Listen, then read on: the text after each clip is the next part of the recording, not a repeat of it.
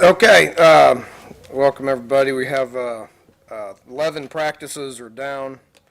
Overall, it's been going pretty good. Just give you a quick update on injuries. I know you guys obsess over wanting to know what the injury situation is. I guess that's because it gives you guys something to write about. But Adam Pankey had knee surgery yesterday, successful knee surgery. He's obviously laid up and will be expected like an October return. How guys come back from knees, everybody's different. You don't know what it's going to be like. We don't know if we're going to be able to use them next year or that. We'll obviously figure that out in September. Dante Campbell's still out with the shoulder. He'll be released in July. Chestnut's out with the knee. He'll be released in July. Juwan Snow is out with his shoulder. He'll be released in May. Avery Williams is out there, but he's in a green jersey. He's not full go. He'll be released full go in May. Andrew Bowie had a hamstring. You saw him in red today, so he's got a hamstring. He's day-to-day. Pat Egger's ankle that we talked about is starting to come back from it. He's still day-to-day. So those are the guys that are out. I did release a depth chart. Mike, when are you going to put that out? Mike will put it out tonight. It's just to understand that it's very tentative.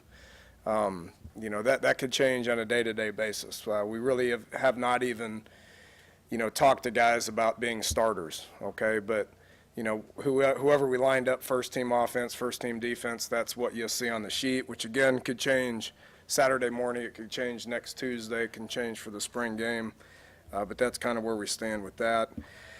We've got a coaches clinic this weekend, Friday night and Saturday morning. We'll have Coach Dunlap's done a great job of cultivating a lot of coaches. We're expecting around 300 coaches to be at this. They'll be coming in Friday. We'll speak Friday night, and then we got about 6 high school coaches that are all very, very successful high school coaches that will be speaking Saturday morning, and then they'll come to the practice on Saturday. Other than that, we got 4 practices left. Saturday will be, a heavy practice. We haven't had a full scrimmage, and we won't have one until Tuesday. We have mini scrimmages at the end of practice, which is what we've done this week. It's been good. Just starting to move the ball. We've been focusing way more on fundamentals and teaching, and trying to get good at technique football and gradually, obviously run a lot of team reps, but gradually start talking about moving the ball, getting off the field on third downs, that sort of thing. So we've been doing some mini scrimmages at the end of practice for the last couple of days. We'll do that again Saturday, and then Tuesday we'll kind of have probably our biggest scrimmage of the spring. Thursday's non-padded, can't do a whole lot Thursday, and then the spring game on Saturday. So getting closer. Been a lot of teaching, a lot of evaluating. This is, we obviously still got a long ways to go on all 3 sides of the ball. I'm not prepared to name any starters. Not prepared to, in my mind, figure out what kind of team we're going to have yet. We're still trying to figure that out.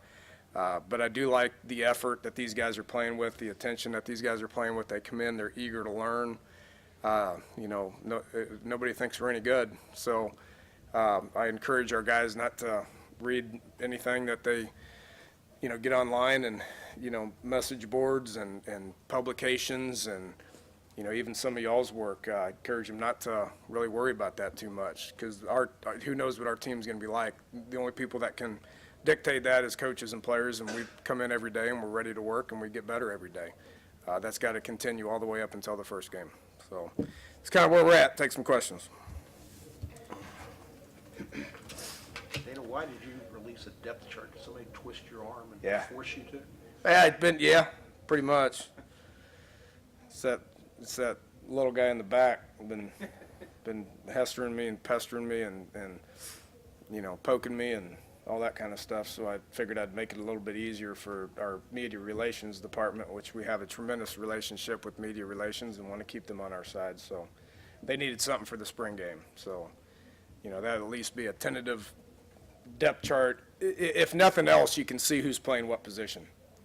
Now, obviously, first team might mean second team in the fall.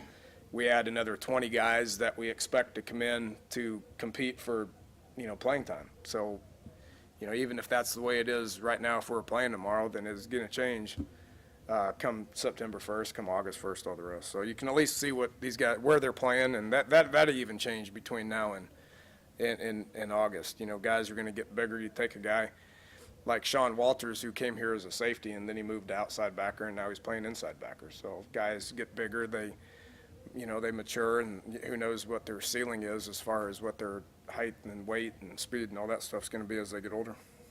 Speaking of position changes, you've apparently done something or are trying something with Vernon Davis. The reason for that is? We were watching him catch punts, and it was really, what is today, Thursday? It was Tuesday. You guys were out there, and I was watching Vernon catch and run, and he was running forward at a faster rate than he was running backwards. And he was sticking his toe on the ground, he was fluid, and he was coming out of his cut. So I just kept him down there. I mean, we do this periodically. It looked good enough to us on Tuesday to keep him on offense on Thursday. Whether that's a bona fide full-time position move, we'll probably just keep evaluating that. But he did look better moving forward than he did backwards. It's not like you don't need the help at corner, though. Is that a concern? Or? Well, we need guys at corner to step up and be players. We can't get rid of the people we had and bring in 6 new people. This isn't the NFL. Which we played a lot of young corners last year that are going to get better, that we expect to get better. Vernon was somewhere around 3rd or 4th team corner at the time, so we decided to try him at receiver to see if he can crack the 2 deep or start at receiver. I think it's probably in the best interest of our football team to have a first-team receiver as opposed to a 3rd or 4th team corner. Did you like what you saw of him returning punts? Is that an option for you? Well, I'm not prepared to say that yet. We're not going to know who our returners are for quite some time. We have about 4 quality guys coming in that we recruited to be return guys. We got guys that we're evaluating out right there right now from a return standpoint. I'm not comfortable with saying that he's a return guy at this point. He looked good after he caught it. He looked good moving forward and being fluid and sticking his toe on the ground and coming out of his cuts, which is what you look for in a receiver. How are you going to handle the quarterbacks as far as the spring game goes? Will one work with one unit or? We'll mix them.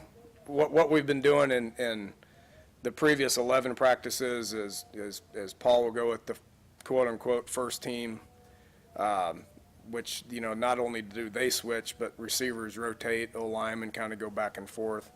But we keep the quarterback with a specific center, and that changes every other practice. Okay, so Paul would be first, and then the second practice, Ford was with the first group, and Paul was in the second group. We'll keep rotating all through spring and into camp. We'll keep doing the same thing as well. In the spring game, we'll mix and match it more. There'll be a lot of moving parts. It's not a game. I hope we win, but there's going to be a lot of moving parts, and spring games are tough. You want them. You want it to look good for the audience, for the fans that come, and it's going to be a festive day, and we're going to have a good time with it, and we want it to resemble football, but we're not trying to make any decisions on that actual game. Edgar came back today and was working out. While we were out there, he wasn't at center, though. Is that because of his injury, or do you plan on working him back in? Yeah, he'll be able to play other spots. He didn't go through. What you saw him do is about all he did. He's not ready to full-time become back, and we didn't want to put him at center with a quarterback and then him have to take himself out because his ankle hurt or any of that. So we didn't feel comfortable with him going through the whole practice, so we kept the centers as they were because you got to have a rapport with the quarterback and center. I mean, once you get with your first-team, second-team guy, you take your first-team quarterback and you make him take snaps from the second-team guy, but we're so inexperienced at quarterback and center that if you start mixing and matching them too much, it's gonna look bad. So we didn't want to put Pat out there and then all of a sudden have to yank him out, put another center in, any of that. Want me to get that, Bob? Yeah, I wish you would, because I ain't answering. You mentioned not knowing people's ceilings earlier. Isaiah Bruce, when he came out earlier, he said he doesn't think he has a ceiling. That Didn't recognize. after last year, he feels like he still has a lot more to prove, a lot further he can go. Your thoughts on him through this spring and what he can accomplish this year? Well, he's right. He's not close to his ceiling. Don't know what the ceiling is. You're going to reach it at some point in your career. He's not even close to it. And mention this part of why we were subpar on defense last year is so many young kids that we played. I mean, you play that many young kids, you ought to be better a year from then. Right? Every freshman that played for us last year on defense should be better next year. If not, then they're not doing something right. So he's not having his best spring right now. He's clearly a starter, but Doug Riggs pushing him pretty hot and heavy right now. Which these guys need to come in here and they don't need to be comfortable with the fact that they think that they got a starting spot, because about the time you do that, you're going to get beat out by somebody. And I'm not saying Isaiah's doing that. Isaiah's a very determined kid, and he's a good kid, but he needs to keep progressing. You have this team thing all over the place, the motto on the T-shirts and posters and stuff. Talked to Shaq about it the other day, and he was specifically talking about the Mountaineer mentality part and what he felt that meant to him. Could you tell me, like, when you talk to the guys about that Mountaineer mentality, what it is that you preach it to be? Well, it'd be hard to explain it in one small little press conference. We've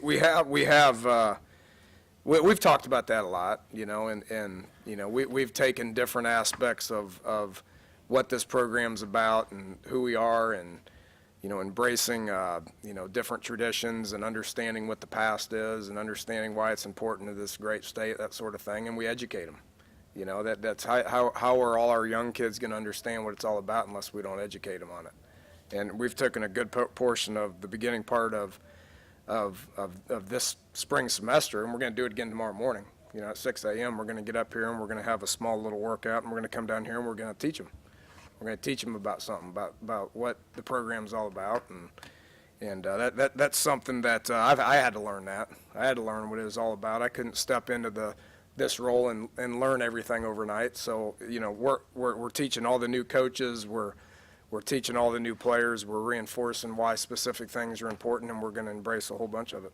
Is that where Shannon Dawson singing Country Roads or the Lights On? We wouldn't let him actually sing it. The only way that would have worked is if we had a karaoke machine that could overcome his actual real voice. He can play the piano, which is actually impressive, but we don't let him sing.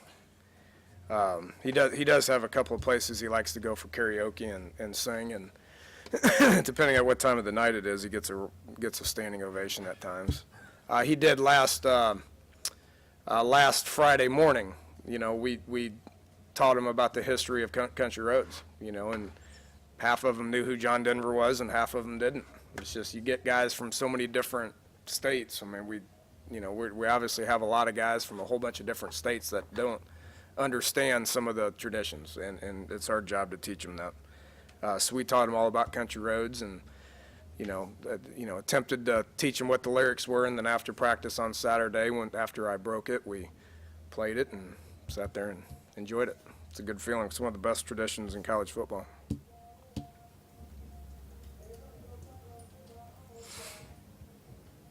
That's not country roads that you hear downstairs. I don't know what that is. It sounds like Shannon singing. It could be. Okay, next week we'll have, one more crack at the assistants, one more crack at the players, and then everybody will be available after the spring game. Got it? All right, thanks, guys.